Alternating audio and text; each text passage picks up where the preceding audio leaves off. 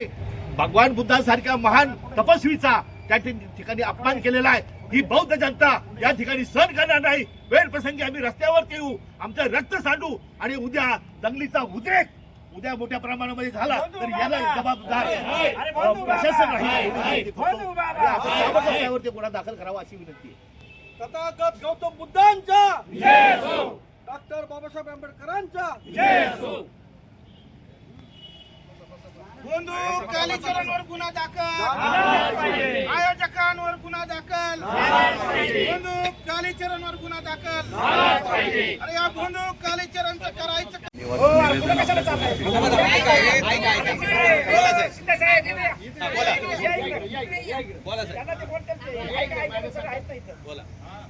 आपण जे काल निवेदन दिलेलं आहे ते निवेदन माझ्या पोलीस स्टेशनला प्राप्त झालेलं आहे. काल मी वरिष्ठ लेवलशी माझं बोलणं झालेलं आहे. काल परवा जे काही घटना घडलेली आहे त्या राजगडला, त्या घटनेमध्ये वरिष्ठ वगैरे तिकडे सगळे पूर्ण बिजी आहेत 2-3 दिवसापासून वगैरे, आणि ते जे आपण निवेदन दिलं ते वरिष्ठापर्यंत पोहोचवून त्याच्याप्रमाणे जे काही त्याच्यामध्ये लिगल कारवाई करता येईल आपल्याला, आम्ही त्याच्यामध्ये सरकारी अभियुक्ताकडे ते पाठवणार आहेत प्रकरण वगैरे.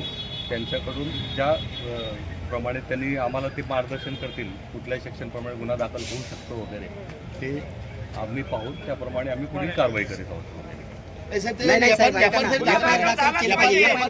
कुठल्या कलमनी दाखल करायचं ती आरती घेतली ना साहेब, आरती घेता येत नाही. धार्मिक भावना बुद्ध धर्माच्या धार्मिक भावना भडकावलेल्या आहेत त्यांनी. बुद्धांनी देवत्व नाकारलेलं आहे. पहिली गोष्ट, बुद्धांनी दैवत्व नाकारलेलं आहे. त्याच्यामुळं बाबासाहेबांनी हे सर्व सोडलेलं आहे, बुद्ध स्वीकारलेलं आहे. बुद्धांनी स्वतः दैवत्व नाकारून 22 प्रतिज्ञा बाबासाहेबांनी दिले आहेत. त्याच्यामध्येच हे आहे ब्रह्म विष्णू यांना मी देव मानणार नाही.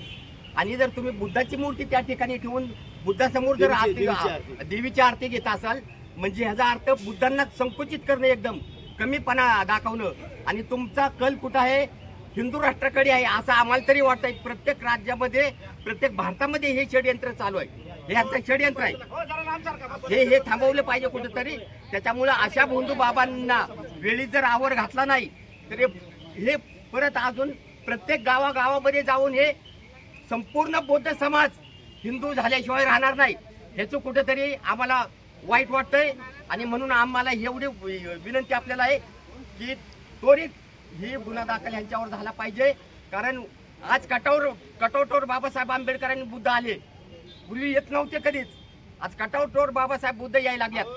कशासाठी? हे बंद झाले पाहिजे कुठेतरी. आणि म्हणून आमचं एवढंच म्हणणं आहे की बुद्धांना तुम्ही संकुचित 1956 सालीच बाबासाहेबांनी बुद्ध धर्माची दीक्षा घेतलेली आहे आणि संपूर्ण हिंदू धर्माचा त्याग केलेला आहे बाबासाहेबांनी.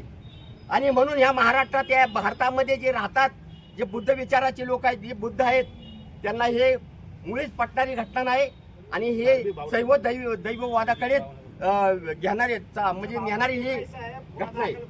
त्याच्यामुळं तुम्ही आपण साहेब, कारण प्रत्येक वेळेस ह्या महाराजांनी डॉक्टरांची सुद्धा विरोधात सुद्धा गैरवर्तन केलेलं आहे. मुस्लिम समाजाच्या विरोधात सुद्धा गैरवर्तन केलेलं आहे. त्यांनी निषेध, त्याचा सुद्धा आम्ही निषेध करतो. कारण का माहिती का, डॉक्टर मला सांगा इथे दौंड मध्ये कोणते डॉक्टर मुस्लिम आहे? किती डॉक्टर मुस्लिम आहेत? गुन्हे दाखल करा साहेब. सुप्रीम कोर्टात आम्ही कधी एवढा अग्रेसिव्ह झालो नाही. पण बुद्धांचे आम्ही अक्षरशः रडलोय. काल अक्षरशः रडलोय. गुन्हा दाखल करण्यात यावा. नाही तर आम्ही जेलमध्ये बसवा. चला. कसं आहे माहितीये का, सुप्रीम कोर्टाचं एक जजमेंट आहे. नाही बसवा ना मग साहेब. कोण तुम्ही? आम्ही तुमच्याकडेच नाही मागे येणार आहे. बसवलं की आम्हाला बसावं. आम्ही तुमच्याकडेच येणार आहे. नाही, सुप्रीम कोर्टाचं एक जजमेंट आहे. त्या जजमेंट सुप्रीम कोर्टाने सरळ सांगितलेलं आहे. सुप्रीम कोर्टाने हिंदू धर्मच नाहीये मग. आता सुप्रीम कोर्टाच्या जजमेंट पेक्षा जर कोणी स्वतःला मोठं समजत असेल तर तो भागच वेगळा आहे. साहेब, आम्हाला या इतर व्यापाऱ्यांना हाताशी आपलं बेटीत धरायचं नाही.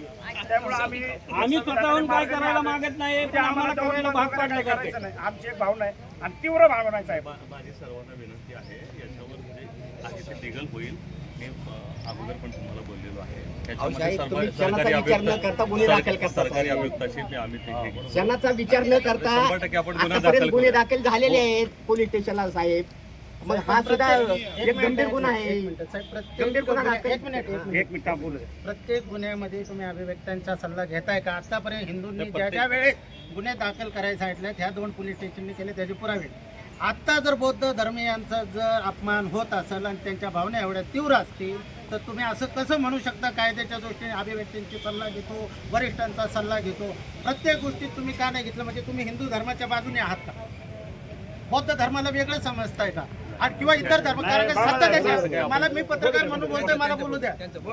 मला एक गोष्ट हे सांगायचं आहे, प्रत्येक ज्या वेळेस हिंदू धर्म अशी तेढ निर्माण करतो, एखाद्या धर्माविषयी हिंदू धर्मातले कार्यकर्ते येतात, क्षणाचा विलंब न करता जर तुम्ही गुन्हा दाखल करत असतात तर आता का करत नाही? आता कुणाचा दबाव आहे तुम्हाला? आमदारांचा आहे, भाजपच्या गृहमंत्र्यांचा आहे, RSSचा आहे, कुणाचा आहे? नाही मला हे कुणाचा काय दबाव वगैरे नाहीये. मग तुम्ही गुन्हा दाखल करून का नाही घेत? कारण तुमच्याकडे पुरावा ऐका ना, आहे. तुमचा गोपनीय विभाग हा, साहेब, काय करत पुरावा आहे होता? आपल्याकडे. एक मिनिट. आपलं निवेदन गोपनीय विभाग ऐका ना, निवेदन ह्यांचं आहे. मी पत्रकार म्हणून तुम्हाला विचारतोय, तुमचा गोपनीय विभाग काय करत होता? त्यांना दिसलं नाही का तिथं मूर्ती आहे त्या ठिकाणी?